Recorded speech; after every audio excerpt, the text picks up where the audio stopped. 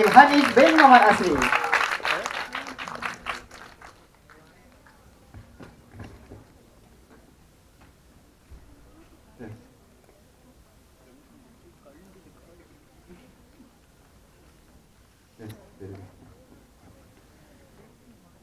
Assalamualaikum warahmatullahi wabarakatuh. Waalaikumsalam. Wih, macam ramai. Tengok sikit. Okey, lagi sekali. Assalamualaikum warahmatullahi wabarakatuh. Waalaikumsalam. Dan selamat malam. Baiklah, tajuk saya ialah ilmu dikejar, dunia tidak berlegah. Ups, lupa pula. Nama saya Ahmad Akib Hanis bin Muhammad Asri daripada Fakulti PPSE dan merupakan kos daripada Posesor. Baiklah, tajuk saya ialah ilmu dikejar, dunia tidak berlegah. Macam ceramah pula tajuk dia. Tak, tajuk dia biasa je. Baiklah, apa yang dimaksudkan dengan ilmu? Kita sebagai pelajar, saya nak tanyalah, apa maksud ilmu? Pengetahuan. Belah sini?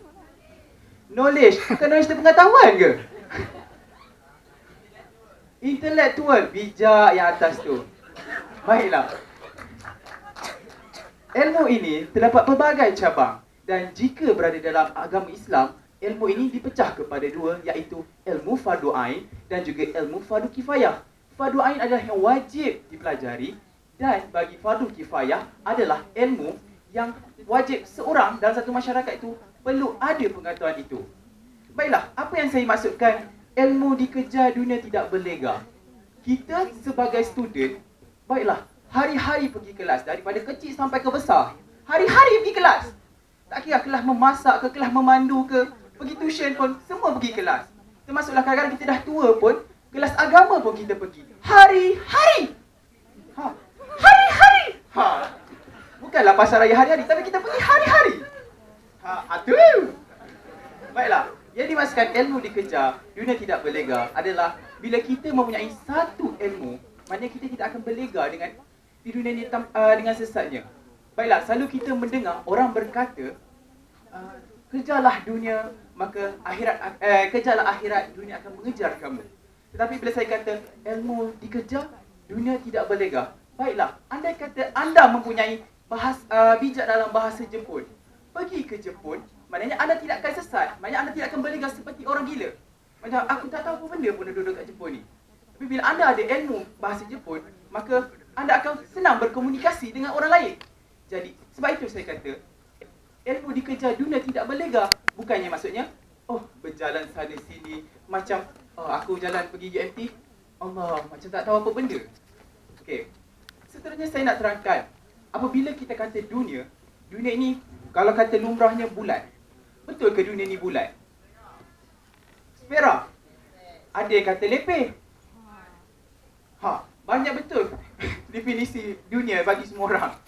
Baiklah, dunia ni boleh dikatakan, saya kata kompleks lah. Banyak definisi, termasuk juga ilmu. Banyak definisi. Jadi kita katakan, saya kata dunia ini bulat. Baiklah, kalau kata bulat, dia akan ada putaran dia. Jadi dengan ilmu yang kita ada, mana kita boleh pergi ke mana sahaja. Mana kita boleh pergi seluruh dunia. Bukannya dengan satu ilmu, okey, cukuplah. Sedangkan dekat sekolah, kita tak pernah diajar bahasa Melayu je kamu belajar. Bahasa Inggeris jangan belajar. Matematik jangan belajar. Saya nak tanya, 1+1 berapa? Ilmu matematik. Betul? Saya suka awak. Itu dalam mata pelajaran apa? Bukan pelajaran cerita. Saya suka awak. Tata Bahasa bahasa. Melayu betul. I love you. Inggeris. Bahasa Inggeris. Jadi, kita banyak ilmu, maka kita tidak akan berlegah dalam dunia ini dengan kebodohan. Maaflah saya guna bahasa kasar, tapi itulah saya contohnya. Kita tidak akan berlegah dengan kebodohan. Maka dengan ilmu yang kita ada, maka kita akan menggunakan dengan sebaiknya. Baiklah, saya nak minta, sila angkat tangan kanan anda. Okey, turun. Tangan kiri. Turun. Jadi saya nak tanya, ada ilmu ke tak ada ilmu? Betul, kenapa? Jika saya kata angkat tangan kanan, awak angkat tangan kiri, tak ada ilmu. Kita ada Kalau saya ilmu, kata salah tangan faham. kiri, awak angkat tangan kanan, tiada ilmu. Jadi itulah yang maksudkan kita tidak akan berlega. Maknanya kita tidak, aku tak tahu nak buat apa. Cuba saya kata pandang belah kanan. Cuba pandang belah kanan anda.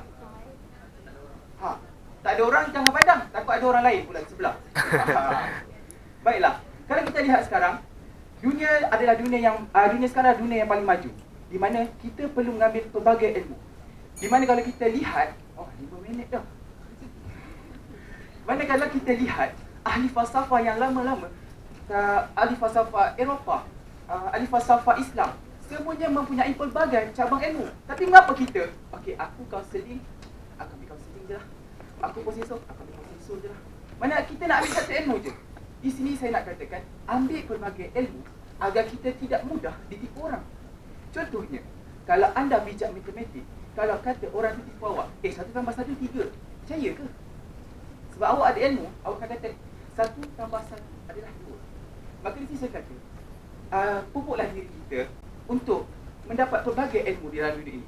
Ilmu tidak terhad. Yang terhad adalah pemikiran kita sendiri. Baiklah, sekian itu saja daripada saya, Ahmad Aki Hanis bin Muhammad Asim.